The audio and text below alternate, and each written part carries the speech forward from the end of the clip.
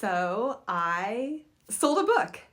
Actually, I sold 2 books, which is not uncommon with a traditionally published deal. Usually you make a 2-book deal, but the exciting thing is that one of my books is a horror novel.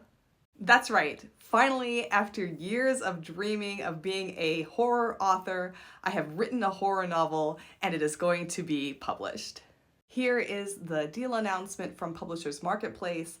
Author of Last One Alive and Sweet Little Lies, Karin Nordin's Eaters of the PARALLAX, in which a reclusive author dies, so a ghostwriter is hired to finish a series of novels about a mirror universe, but then discovers the other world is very real and taking over, to Georgia Green at HQ Digital in an exclusive submission in a 2-book deal for publication in spring 2026 and fall 2026. So bad news, I do not have a book coming out in 2025, but good news, I have 2 books coming out in 2026. And I have 5 months to write one of them. I am incredibly excited about this deal. First, I get to work with my incredible colleagues at HarperCollins and HQ Digital who have been fantastic to me. They gave me a shot on my first book, Where Ravens Roost, when I didn't have an agent, and I have just been so glad to have had that opportunity to work with them. And then of course build up the other 3 books that I have written with them. But this is very different for me because I feel like this is my first real passion project. Horror has always been the genre that I have most connected with on a personal level as a reader, also as a writer. My first books that I remember reading as a child were horror books, both like horror chapter books like Goosebumps, but then I was reading like Stephen King when I was like 9 and 10 years old. There is so much you can do with horror. Horror is such a reflection of our society and the times that we live in and the struggles that we go through as people, as artists, just living lives. And I am just so excited to finally join the ranks of some of my favorite horror authors. My new book, Eaters of the PARALLAX, is definitely inspired by the horror of the late 70s and 80s. The idea kind of was spawned by these paperbacks from hell, if you've seen that Instagram account, these like old paperbacks from the 70s and 80s with these really intricate artistic covers that are just kind of pulpy, like dime store, thrift store fiction. When I first started writing it, I honestly didn't think that anybody would be interested in it, and I sent the first like 60, 70 pages to my agent, and I was overwhelmed by what she said because she basically was like, this really reminds me of early Stephen King. This feels like it was written in the late 70s, early 80s, just the vibes, the aesthetic, the manner of storytelling, and I was just so thrilled because that's what I was going for, and that's also what I love to read. Of course, on paper, I am a thriller author. I have written 2 Nordic noir crime police procedurals and 2 psychological thrillers. So when we sent this off to my editor at my current publisher, we were like 100% certain that they were going to be like, no, sorry, we're not interested. This is just not something that we do. So when they came back with this like epic enthusiasm for the book, we were both floored. I did not see that coming, and of course it's always exciting to find out that the people that you're working with are excited about your new project, but you know, it was a risk starting to write this book because I thought in the back of my head while I was writing it, I'm probably going to have to walk away from my publisher and kind of start over and find somebody else who would be interested in this book because it is so different from what they currently carry in their catalog, but also so different from what I had already written for them.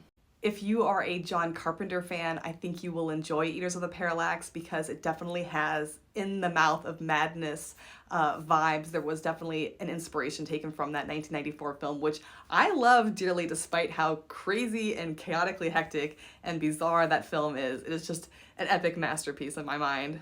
The location of the story also took some inspiration from the film and book You Should Have Left, particularly a house that doesn't seem to be exactly what it is from the exterior. And of course, The Shining, the premise of the book is an author who is isolated in a house to write a book. And of course, strange things start happening. So there is kind of a haunted house trope going on in the story, although it is not necessarily a haunted house.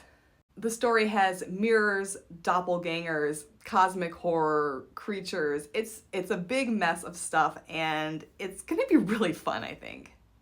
The other exciting thing is that Eaters of the Parallax will be published under my new pseudonym, which I haven't entirely figured out yet. So if anybody has any suggestions, please leave them for me in the comments, because I have a list of about 100 different possible new pen names to be my official horror pen name, and I'm having trouble narrowing it down. But that'll probably become another video entirely.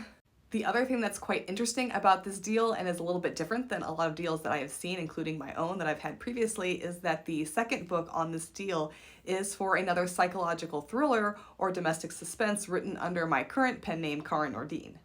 And that's one of the reasons why the horror novel is going to be coming out under a different pen name, because they're coming out in the same year and I don't want to be technically competing with myself, even though it is two different genres.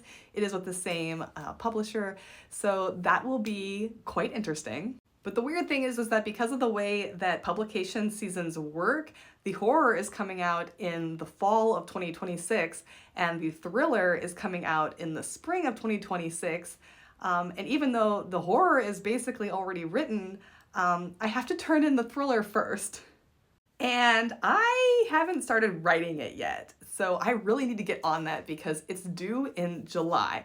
So expect to see quite a few vlogging videos from me over the next coming months, possibly some videos on how I brainstorm for a new book idea and how I outline a new book idea and how I start the writing process, because that's something I probably should have started doing like a week ago, maybe a month ago. I have a vague idea of what the domestic suspense psychological thriller book is going to be, but this is interesting because this is the first time that I didn't have to actually sell a specific thriller idea to my publisher. They basically kind of trust me at this point. They've enjoyed the books I've written before and they know that I turn things in on time and I have a pretty quick turnaround when it comes to edits. So they're kind of trusting me to come up with an idea that will fit into their niche. And so a little bit overwhelmed by that, but also incredibly grateful to have this opportunity of feeling a little bit more creative with my opportunities. So we will see how that goes. And I know I've used the word excited like a million times in this video already, but like I can't even begin to explain how I am just really over the moon about this horror project. Eaters of the Parallax definitely is, like I said, a passion project of mine. It's the first time I've really written something where I kind of just let loose and tried to write it without thinking like, what is my agent gonna think? What is my editor gonna think? What are readers gonna think? This was definitely a book that I have written for myself. It was like, you know that old adage where they say like, you know, write what you want to read. I feel like this is the first time I've really done that. And I'm very excited to see what readers' reactions is going to be to that, and to see what my publisher's reaction is going to be. The funny thing is that when I sent in the first like 75 pages or so for my proposal, my new editor said it was quite scary. Not even knowing the ending, she was like, this was quite scary. And I was so surprised because when I write something, it's really hard for me to gauge whether something is scary or thrilling or romantic or whatever. You know, I'm not a very good judge of my own pacing of my writing. So I didn't know, like, was this horror going to be scary or was it going to be intense? So it's really awesome to get that point of view from somebody else. And it's giving me a little bit of the inspiration I need to kind of push myself to the end of the book, because it's not quite finished yet. I still have to write the ending of it. But this does make me feel a lot more confident about my ability to write a horror novel. And it is also giving me the confidence to remind myself that I am capable of writing another thriller. I think, you know, imposter syndrome gets to all of us. And every single time I write a book, I feel like I am relearning the process of how to write a book and, you know, what that entails, and rebuilding up my belief in myself that this is something I can do, that this is something that I want to do, that people will be interested, that they will read the book, that it won't be a complete and total failure. So yeah, I'm actually quite excited to start diving into this new thriller and then going back and finishing up Eaters of the Parallax. This is gonna be a very interesting writing year. And if you are interested in seeing what that process looks like from the literal beginning, I hope you will consider subscribing. Give me a like and a comment about what you'd like to see about this process. If you'd like to know more about Eaters of the Parallax or my next psychological thriller, let me know in the comments. I am just so excited about this, you guys. This is my third book deal, and this is the first one that feels, honestly, like a real book deal. I know that might sound a little bit strange to a lot of people. You know, obviously I've had book deals before because I have 4 books out, but you know, my publisher is Digital First, and my first 2 books came out literally the year that the pandemic started, and so there was not a lot of the pomp and circumstance surrounding the book deal for me. Like, I literally celebrated it alone in my apartment with my cat.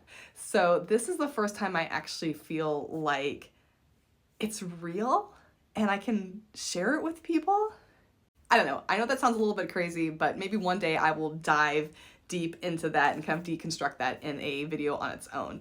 But in the meantime, thank you for following. Please consider subscribing, like this video, let me know in the comments what you'd like to see about this process, and join me because this is gonna be really, really exciting. My God, I said exciting again. Eaters of the Parallax by me with a different pen name coming in the fall of 2026.